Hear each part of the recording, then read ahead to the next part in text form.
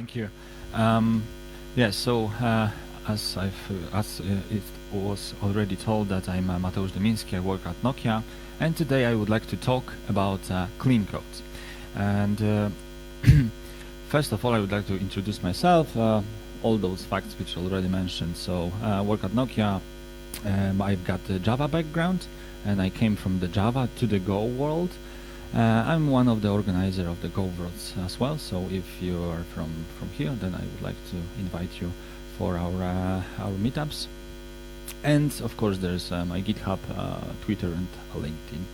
And today I would like to talk about the clean code. So when I initially started thinking about this talk, then I was thinking that, okay, let's show some examples how to write a clean code in Go.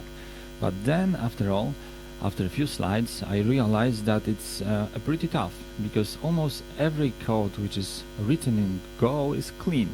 And today I would like to show you, and I would like to defend some theses. And the first one is that writing clean code is really easy.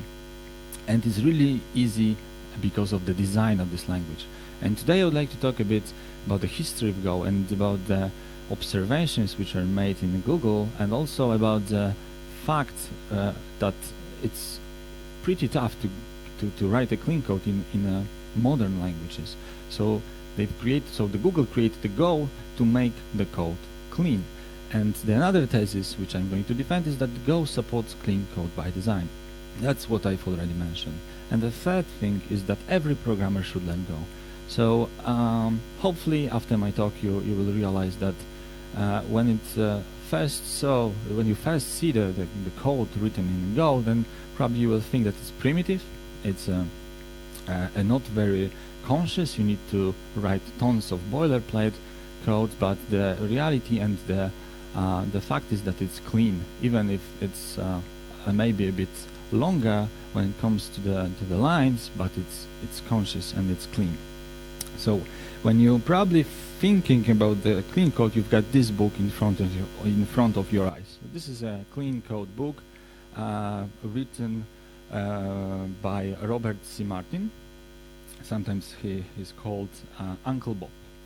And today, okay, there's agenda, but that's of course I would like to start from the definitions of clean code. Then what I've already mentioned, that it's going to be about the history of Go, some assumptions and some of the observations, and then I will think via the couple of examples and why I think that it's the cleanest programming language, and then it's going to be summary.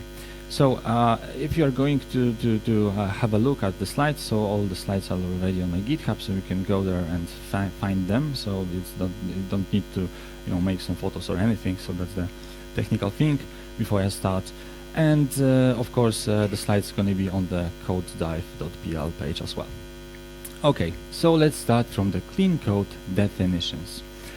So here at this book written by Uncle C. Martin, he was asked several IT gurus about the clean code definition, and the very first one is the one which is created by Bjarne Stroustrup, who is the creator of the C++. We are at the conference where there's lots of C++ things and talks, so let's start from this one. And he said that I like my code to be elegant and efficient. The logic should be straightforward and make it hard for bugs to hide. The dependencies minimal to ease maintenance and error handling complete according to the articulated strategy. The performance close to optimal, so as not to tempt people to make the code messy with unprincipled optimization. And clean code does one thing well. And that's definition is great, but in my opinion it's a bit too complicated, because it covers multiple things, and it's not really easy to take this definition and say, okay, so now I'm going to write a code according to this, yeah? Because then there is information that it should be straightforward, it should be elegant, efficient, the error handling should be according, and so on and so forth. Lots of things, really complicated. So let's take another one, which is also in this book, and let's see what Michael Feathers said, author of Working Effectively with the Legacy Code. So he said, I could list all of the qualities that I notice in a clean code, but there is one overarching quality that leads to all of them. Clean code always looks like it was written by someone who cares, and there is nothing obvious that you can do to make it better. And there is also the rest of the definition, but here is the clue and the most important part, that there is nothing obvious that you can do to make it better. And it's really important, this definition. I think that when you think about the code, and when you're I don't know, reviewing the pull request, and then you notice, and you're seeing this code, and you said, okay, there's nothing what I can do to make it better. I think that's the clean code. That's the one of the perfect, the most ideal definition of the clean code. But there is also a one which was created by the Ward Cunningham, the inventor of the wiki, and I think that's the best. And here it is. You're working with clean code when each routine you read turns out to be pretty much what you expected. And that's really important. And let's see what Uncle Bob, the creator of this book, said about the definition of words. I once asked Ward a question. I asked him, Ward, what is clean code? I was in the middle of writing my clean code book. And I asked a whole bunch of people. I asked Grady Booch, I asked Dave Thomas, I asked Mike Feathers, I asked a whole bunch of people. Ward was one of them. And Ward said to me, clean code is when you look at a routine. He uses the word routine to describe software. You know how old this guy is. When you look at a routine and it's pretty much what you expected.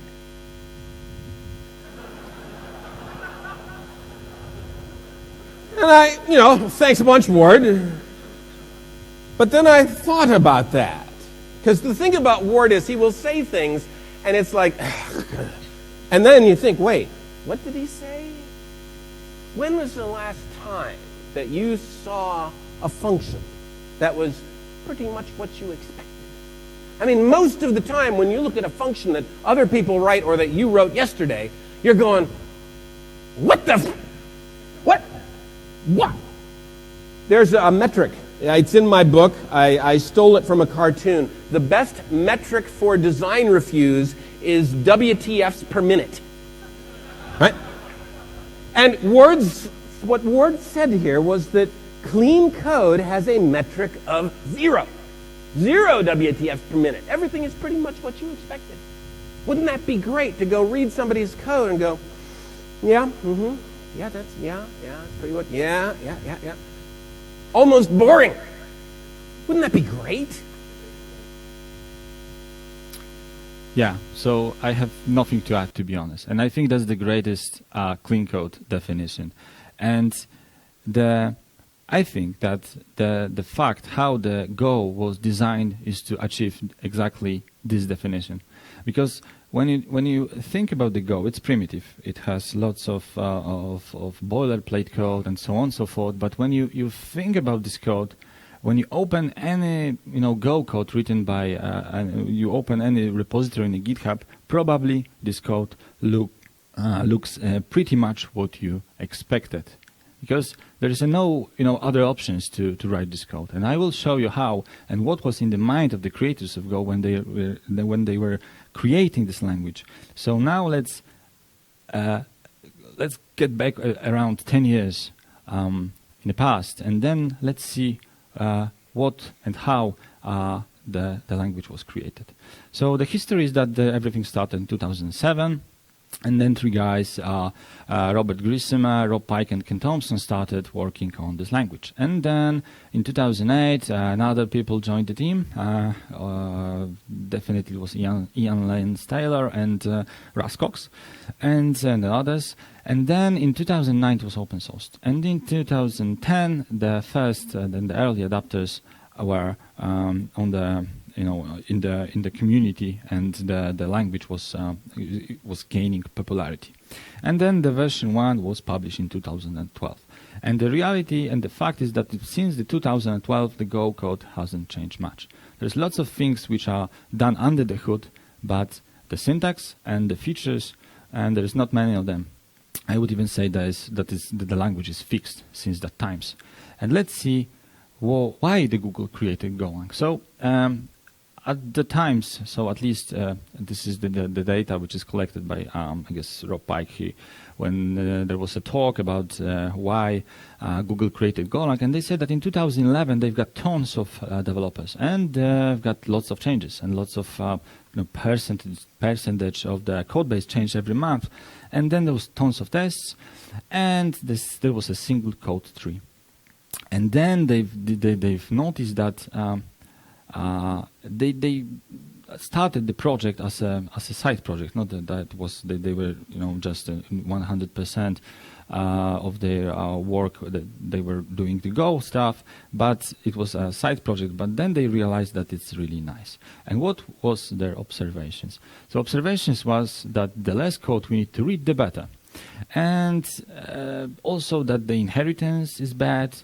and the operators overloading is bad, and the exceptions are bad, and lots of features which are in the languages which they use, I mean C++ and Java and Python, were not that perfect, and they would like to even remove those features to achieve the cleanliness of the code. So then another observation is that usually we read the code far more often than we write it. That's pretty obvious, yeah? We sometimes, I guess, that the ratio with some from the service is like it's 10:1, yeah. So it's usually that you read this code 10 times, and it's far more often.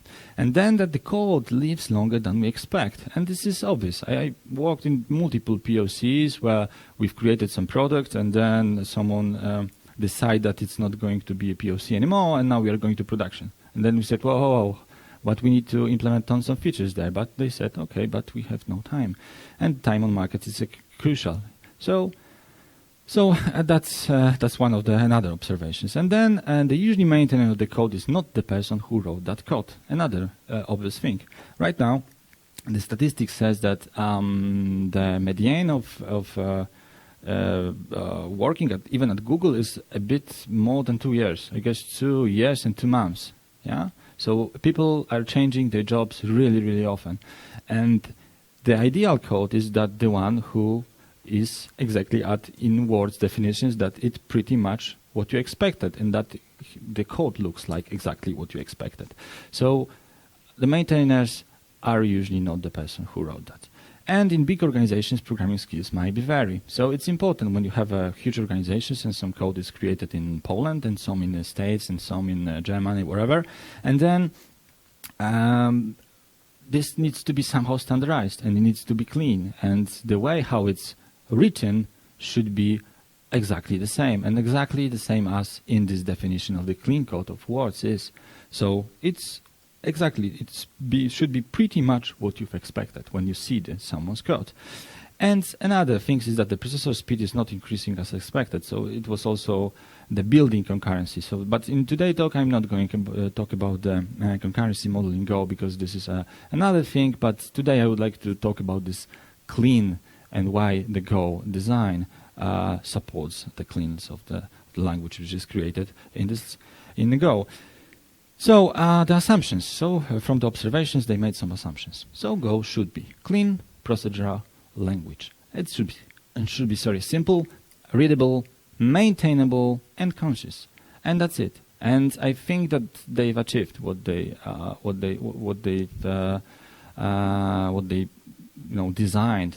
And I think that it's really important that the definition from words is exactly in these assumptions. So after all, when you're writing some code in Go, you might think that's primitive. You might don't like it. When I first started writing the Go code, and I came from the Java world, then I was really angry, because sometimes I need to write multiple things many times. I mean, like error checking, like for example, iteration over collections, every single time doing it in the for loop. I came from the Java, and there was Java 8 on the market, and then there was a filter map things and reduce one, and then I need to again write a for loop, and I was a bit angry. But then after a few months, then I realized that it's a feature. The missing those things which are from a different paradigms, it's a feature. And now let's talk about why I think. It's again the word's definition, and I think it's exactly what the assumptions of the Go creators was. So let's think why. Let's talk about why I think that the Go supports clean code by design. So the first thing, what I've already told you and mentioned, is that the Go does not compete on features.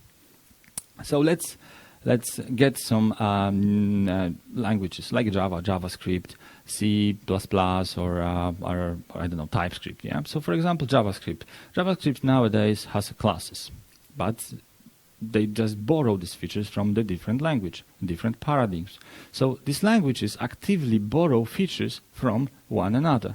And there is a lovely talk given by Rob Pike, which is called "Simplicity is Complicated." It was, I guess, he gave this talk in Paris 3 years ago, and it's really, really great. And he describes why the simplicity of Go is complicated under the hood, but this language is really easy to use, and it's critical when it comes to this language. When you write the code, you might be a bit angry at the very beginning, but then after a few iterations, then you will notice that it's great, in fact.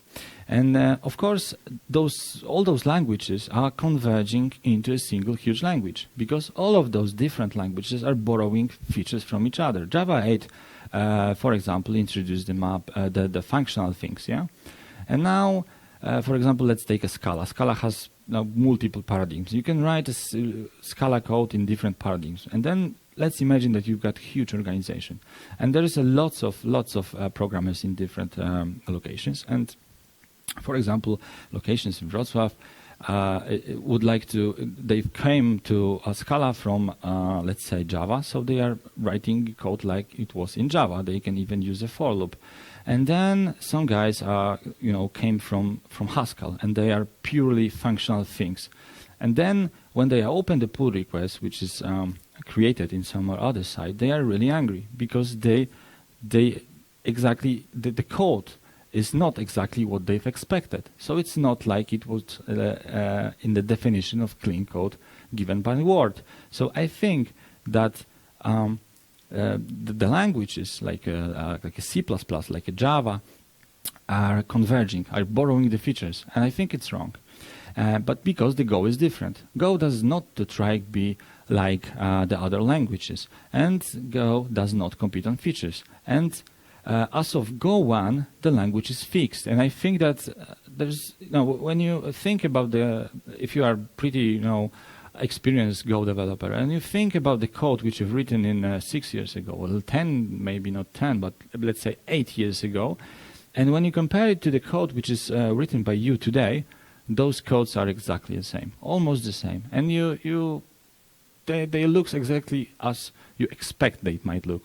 And this is critical, I think, in the huge organizations where you've got huge code bases, and also it simplifies the learning curve when you've got newcomers in your project, and then someone jumps into the projects and he needs to read lots of Go code.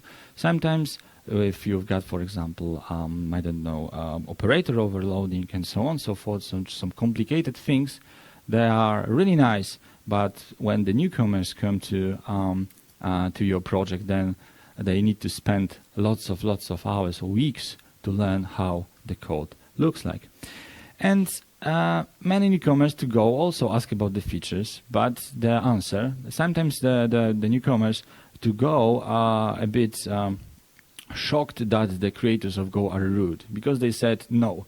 I mean, they are not trying to discuss their decision every single time. They've created a couple of documents why they've made such decisions, but all in all, right now they are sometimes a bit rude. They said no, it's not. This feature does not belong to Go, and adding features to Go would not make it better, just bigger, and that would make Go, of course, less interesting by being less different. And exactly those words are taken from the mouth of Rob Pike. I really recommend you to watch this talk. And then sometimes it ends like this. So yeah, of course that we are in a Go, we are not borrowing the features. So at the very end, we are finishing that with multiple for loops. And to be honest, at the very beginning, it was annoying, I was angry, but right now I used to.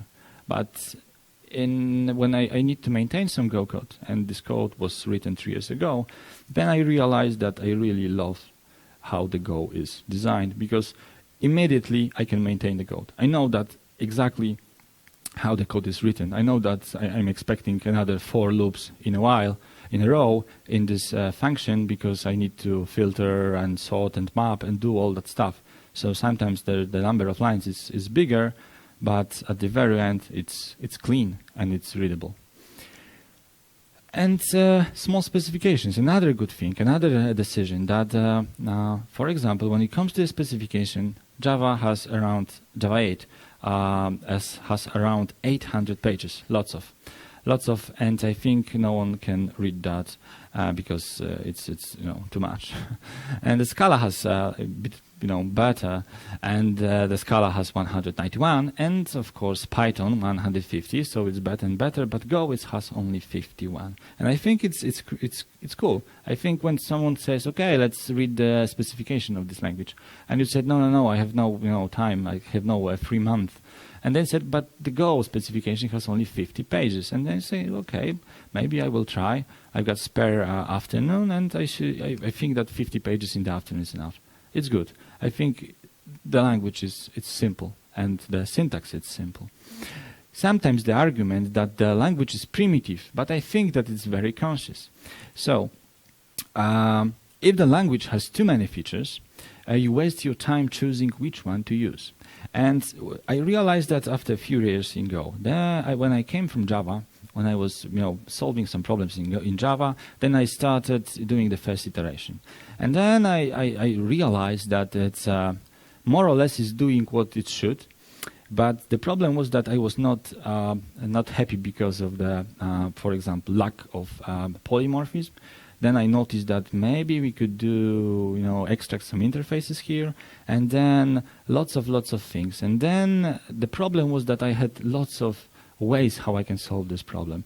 And I think it's a problem, because then I spending lots of time to think how to, not to how to solve the problem, but how to design the code to make it clean. In Go you have sometimes you have absolutely no way how to change it, because there's lack of features. There's no features. So if there's no features, you have only one way to solve this problem. And I think that's a very, very important thing in a Go. So the whole cycle to implement, refine, possibly rethink and redo, when you're solving the problems in a Java, for example, the whole cycle takes a lot of time. And then you're doing the first iteration, the second, the third, and then after all you say, okay, now the code looks clean, now it looks fine, and now you're happy with that. And usually in Go it takes me 1 to 2 iterations to make this, and I'm more or less happy with this code. I think it saves me lots of time that I have no choice sometimes, and the code maybe looks a bit primitive and ugly, but it does, and it solves the problem. So I'm focused on the problem, not on the language itself. I'm not focused on polymorphism and how to, extract the polymorphisms, but I'm focused on the problem, how to solve that, and that's, I think, really cool and really good in Go. So, preferable to have just one way, or at least fewer ways and simpler ways. And the features add complexity, as I said, and Go wants simplicity. Features hurt readability, and Go wants readability. And readability is paramount, or a cleanness is a paramount. So this is the most important thing in Go. I think that's a critical. And sometimes people complaining about that simple syntax. Of course, for example, in a Java or C++, we have more than 50 keywords, and there is plenty of interviews. For example, if you go for a interview in Java, probably you will have questions about the way and what are the levels of scoping. Yeah. So in Go it's really simple. You've got 2, public and private. If it's a lowercase letter, the function starts with lowercase letter, then it's primitive. If it starts with uppercase, then it's public, and that's it. You have no public, protected. For example, in Java, if you don't type anything, then you've got a package level. If you type another things, then you've got lots of keywords which are, to be honest, I don't think so sometimes that they are really important. And the simplification in the Go is just strengths, the biggest strengths, and it makes this code clean at the very end. And there is also built-in garbage collection, which is also simplifies the syntax somehow, because we just have no other way. So we just assume that the garbage collections will take care about our memory. Sometimes it's good, sometimes not. Yeah, of course, that if sometimes people are telling that the Go is a system language, and system language, yeah, maybe shouldn't have the garbage collection, but yeah, it depends. I mean, I'm not going to convince you that you can solve all the problems in Go. It's not like that. It's for particular problems, for particular things, and I'm not convinced you that use Go everywhere. But definitely, it's worth to learn it, and it's worth to use it for particular problems.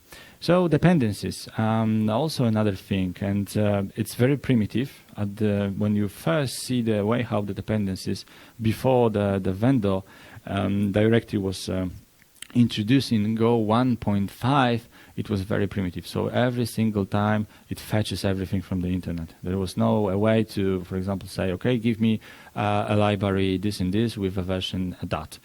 It was a problem, and then they created the vendor thing, and then currently everything's based in the vendor directory.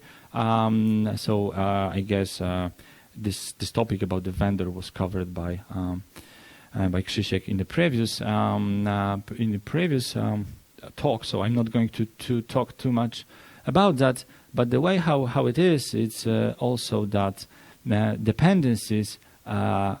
And the one of the biggest things sometimes for newcomers is that if you have some import and you're not using this library, then the compiler would be angry on you and said, no, I'm not going to compile this project, and then you need to remove this line. And it's sometimes really annoying if you have exactly the same thing, if you've got a variable which you are not going to use, and the people need to comment this and then comment the imports, and sometimes it's not good. But when you think about that, it's also another way how they achieve the clean code. So they are not allowing to put an import which is not used. Of course, there's underscore thing which is sometimes used in purpose, but it's for a bit more complicated use cases. And another thing is that one of the proverb is that a little copying is better than a little dependencies. Well, this is sometimes sometimes it's controversial. Even Go community said that it's bad, and why it's really bad, because if you've got the tests for some small functions which you would like to import, and maybe it's only 5 lines, but when you change its body, then you need to change it twice, in your thing and in the way in your library which you've copied that, and in the origin one.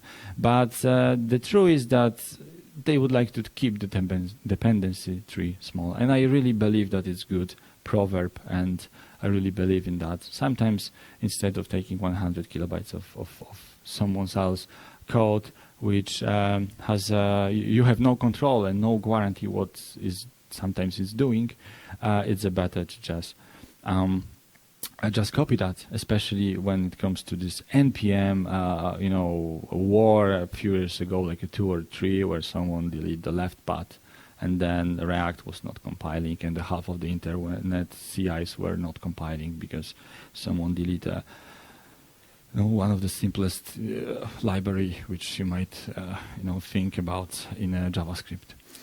So no inheritance. Another one thing that I think that is not there, is not in the Go on purpose, and I think it should be obvious. Once they've asked the creators of Java, and they said, okay, so what would you change in this language if you will create the language one more time with the knowledge which you have right now? And they said we would remove the inheritance. And the inheritance is really bad. And I think that if you have no inheritance in your code, then it avoids really crazy issues with multiple inheritance, with jumping in the code. So I saw a code written in Java where I need to put the go to definition key like 10 times because of the hierarchy I need to go upper and upper, and then find out where it's overloaded, where it's defined, where this function comes from, so on and so forth. It's really nasty things when it comes to the clean code and the cleanness of the language, of the cleanness of the code which you are writing. But there is still the interfaces, yeah. So if you need, and nowadays everything, trying to skip from the inheritance to the interfaces. And the interfaces are in a Go, and they are really well. And I really encourage you to use them. And also, this no inheritance limits the complexity of individual parts. I mean, it should be probably obvious for you why the inheritance is bad. Sometimes it's good. There is also some such thing like composing structs. So if you've got the structs, and the really thing which you would like to achieve is that to get some fields from for example, from the struct which has some kind of let's say we've got employees and the user, and then of course the user is on top, and the employee is just implementing that. So in the Go you can just extend the fields, but there is no pure inheritance, and it enables really fast compile times. Yeah, so when you have a compiling huge, for example, thing in C++ or in Java, it takes lots of time. There's even the joke that the creators of Go created the Go when the C++ was compiled, because it for a bigger projects in Go it takes minutes and minutes. And then the no overloading, another feature, another good thing which is makes the Go clean, and it should be obvious, I would say, also for you. I think that the methods with the same name but different signatures sometimes are useful, but they are really confusing sometimes and fragile in practice. And for example, matching only by name and requiring consistency in the Go is one of the biggest simplifications in the Go type system. So they've just skipped that. Now the type system is simpler, and now the compiler is just faster, and the things where you really need the overloading, for example, in the constructors, and there is no constructors in Go, for example, and sometimes it's you're sad that because you need to write those functions and you have no generics, so you, for example, writing multiple functions like max int 64, max like int 32, and so on and so forth, because there's no overloading, so you need to type and change the name of the method for every single data type. And what, for example, if you have a Go function, and the problem also with no overloading is that in Go you can pass a function as a parameter. So if your function can be overloaded, so how will programmers indicate which variation of the overloaded function they meant? Yeah. So that's also the problem with overloading, with you passing the function, and then the type system, which needs to be really, really complicated. And regarding operator overloading, it seems more inconvenience than absolute requirement. So again, simple, and the cleanest. And the clean code is most important here. No exceptions. So this is a huge thing, and the whole idea of error handling in Go. This is one of the. I think they've got a survey in the Go developers, and the biggest thing where they complaining was three things. So generics, error handling, and also the dependencies. So no exceptions, and no exceptions. So Go solves this problem by just not having them. And I think when I was creating a code in Java, and I go to the Go, then I realized that it's annoying. Every single time I need to check if the error occurs and do something. It's really sometimes annoying. But then when I get back to Java, then I was a bit shocked, because then I need to make a decision whether I need to pass this exception and let someone else catch it somewhere in the higher level, or should I catch them directly. So this was a bit problem when I was creating the code, and then I was thinking about that in multiple places again and again, and then I realized that in Go it's easy. In Go you need to every single time check that, and just it. And I think that you need to use to. In Go 2, the idea is that there would be some generic handler. So at the very top of the function, so you might, for example, say, okay, it's going to be handler, and this handler would catch all of the exceptions. Not exceptions, but errors. Yeah. So I don't know if it's going to be implemented for sure, but there's a proposal. You can comment that. You can find that. There's also the check functions, and this is not in my talk, but because this is not in the language itself. But I think it will somehow implies the cleanness of the code and in a bad way. Then you will need to skipping and go to the definition of the handler and check whether it's going to be catch or not.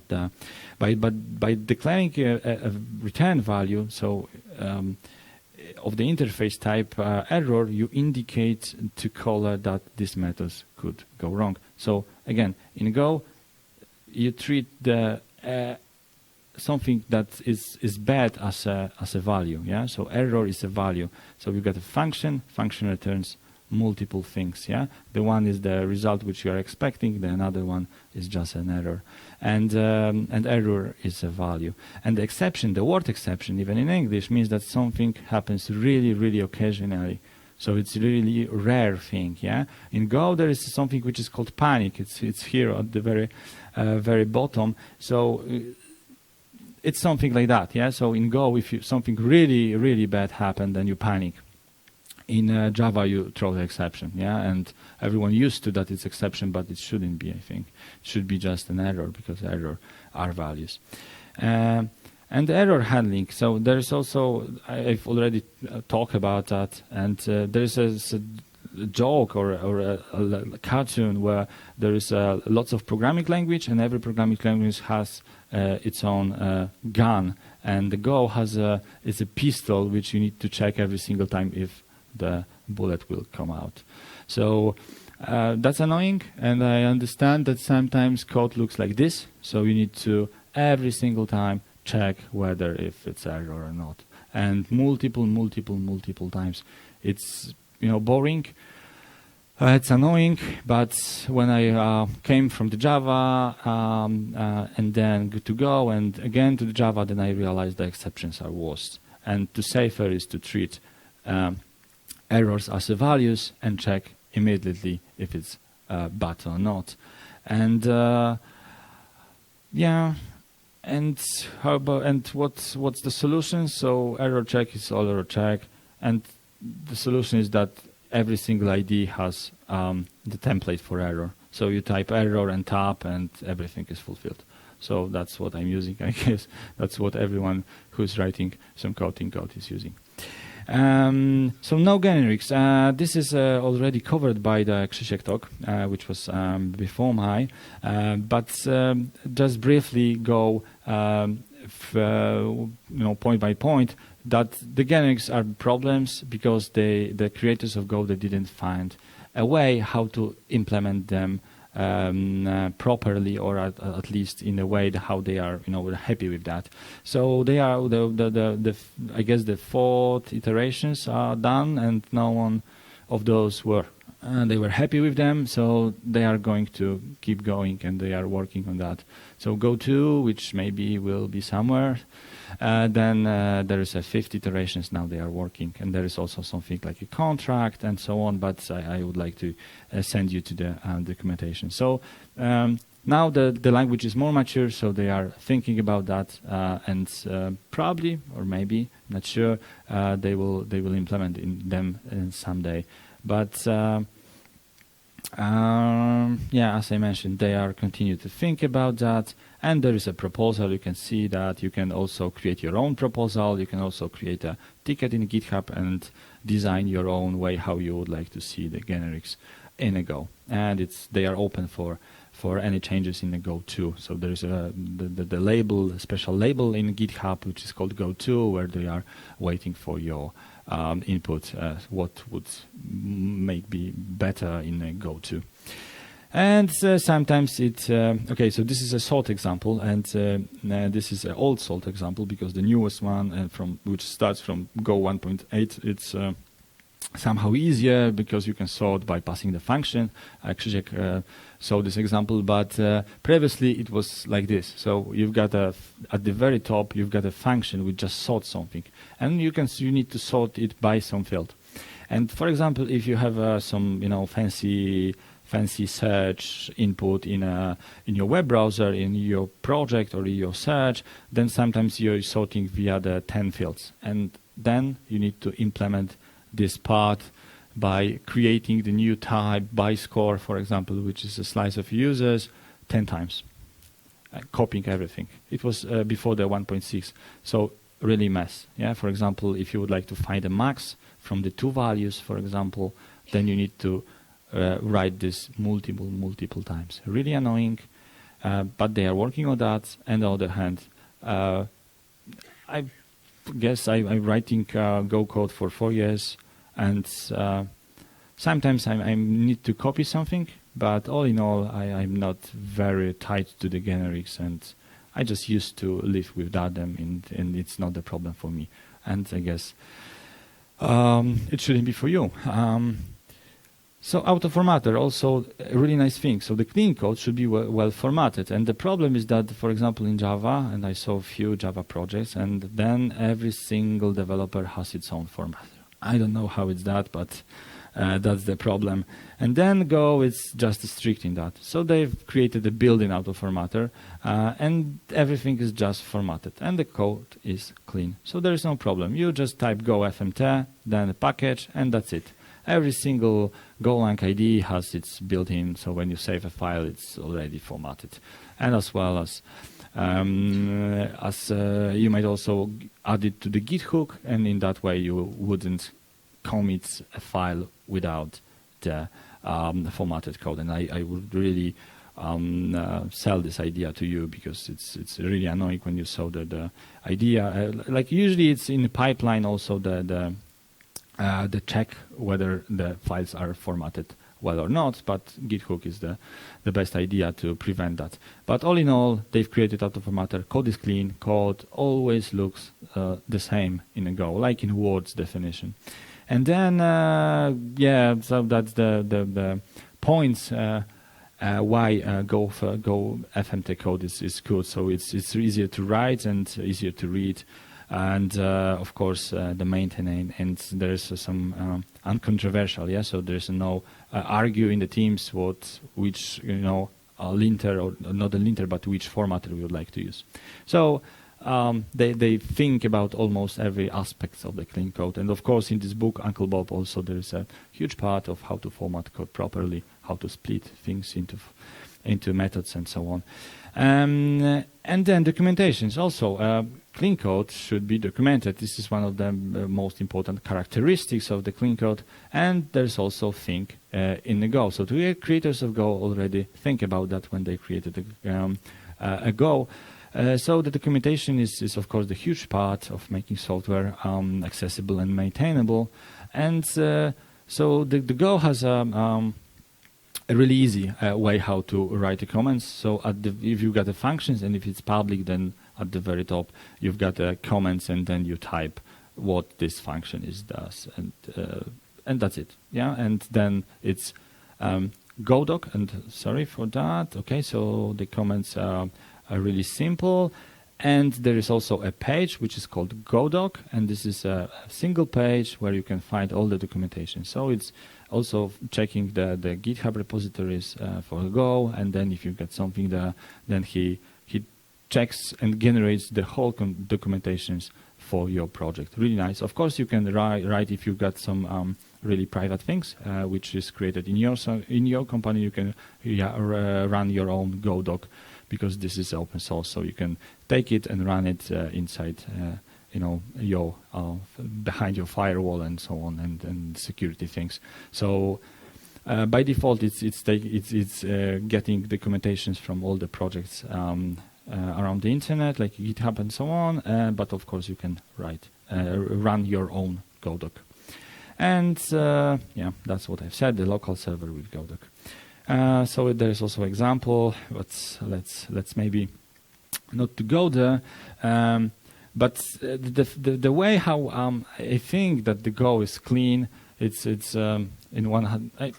Sometimes it's not. I mean, at the very beginning when I started working with the concurrency, then I noticed such thing. And I mean, this is example which is created, and the article on the official Go blog. It's called Pipelines and Cancellations. So this is the way how it should be done.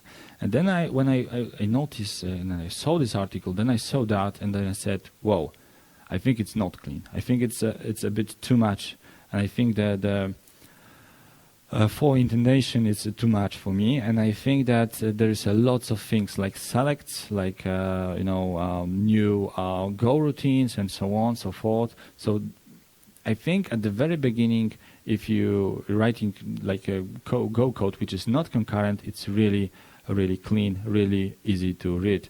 But when it comes to the concurrency one, then you need to use to the syntax. And at the very beginning, it's not that trivial to read that properly.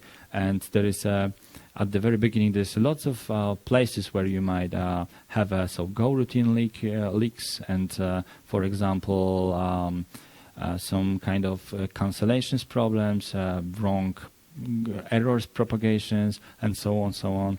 So I think the concurrency is at the very beginning not clean. So you might start with concurrency code, and then you will notice that it's at the very beginning it's tough to learn how to do that properly.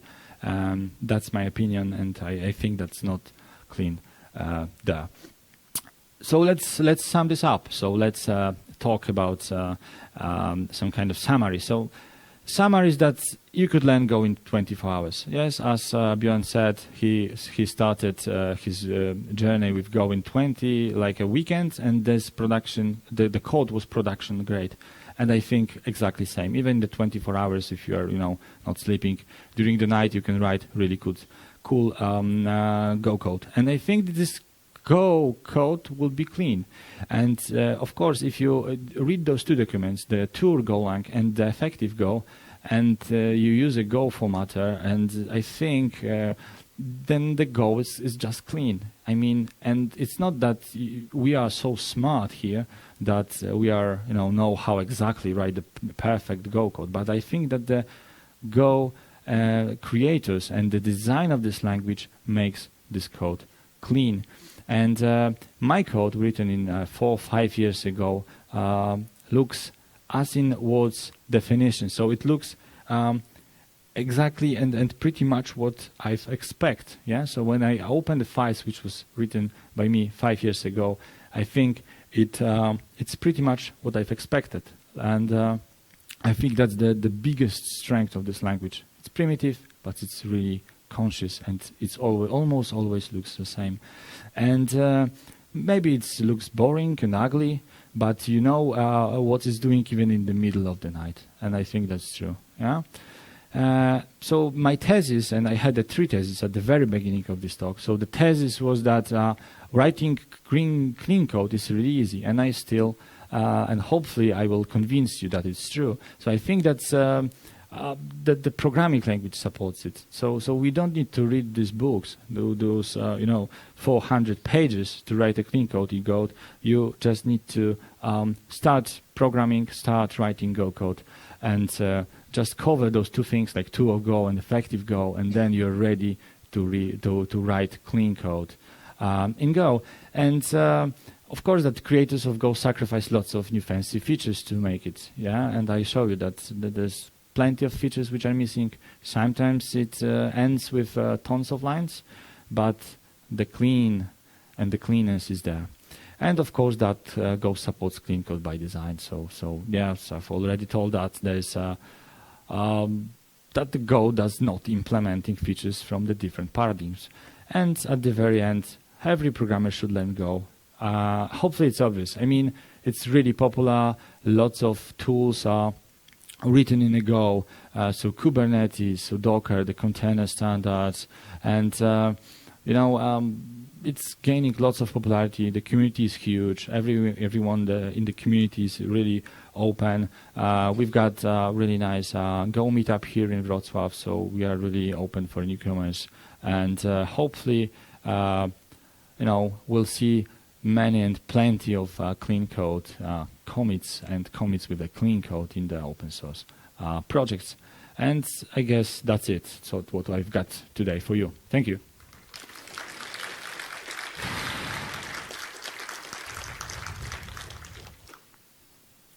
Do you have any questions?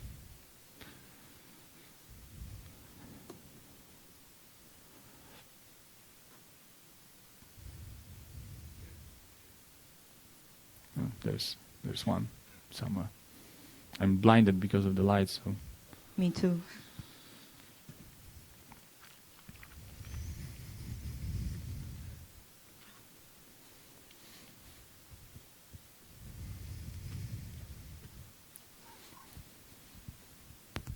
Hi, thank you for your talk. So Hi. this is third presentation that I start working with Go, and I hate it. Then after a few months, I like it. Then after a few years, I love it. So Go looks like Stockholm syndrome, kind of. Yes. Yeah. So for me, like I see now, and now I think like code developers are just like kidnapped by ugly codes, and they just like if everything is ugly, now everything is pretty. So can Go could be better on the start, like how we can make it better on the start, that people when they start working with the Go don't hate it in the first place. Okay, so tough questions, but I guess good ones. But I think that but the the syntax maybe is a bit primitive. But even at the very beginning, when I started, doing something in Go, then I realized that it's really cool when it comes for newcomers, because the all tooling and the whole ecosystem was really great. So I think that when you start it, then you will enjoy it, and you will enjoy the tour of Go. You will enjoy the thing that you can write Go code inside the web browser and just play it. You can enjoy that if you would like to have a presentation. The creators of Go, they even create a tool for writing Go templates and run the presentation inside your browsers, which can run your code. So the whole ecosystem, I guess, everything, documentation, the whole effective Go, the whole materials, books, everything is really created for the newcomers. And I think that they've done a great job when it comes to attract the language. And I think that, syntax is a bit ugly, but I think that you will enjoy it if someone starts doing anything in that, really. Because then you're just, focus on solving the problems, yeah? If you'd like to run, I don't know, web server, then you just run it, yeah? It's like 4 lines of code. And it's nice. You have maybe no choice, but it's really straightforward. Really conscious, and I really recommend it. I don't know if I answered your question. Hi. Yeah. Thanks for the presentation. I was just wondering, you said that the code is read more often than written. Yeah. And I feel like the error handling boilerplate is exactly what we don't want when we want to optimize for readability. And what do you think about this idea? Sorry. So my question is, Yeah? error handling boilerplate is anti-readability. Because when I review code, my eyes just skip over error handling all the time. Okay. I mean, To be honest, I think that if there's an error checking, I've got the opposite way, so I'm omitting this if error, because usually I have in my mind what is going to be inside, so someone will just pass the error to the another a liar. So I sometimes I would have that, I would say that I have opposite way, but all in all, you're a bit right, and I think that this survey which was created by the creators of Go says that the people are really angry about the error handling, and they are improving that. So definitely, please have a look at the new check and the handler keywords and the functions, which are going to somehow solve the problem of multiple if error is different than nil. So there is ongoing work to make it better. Thanks.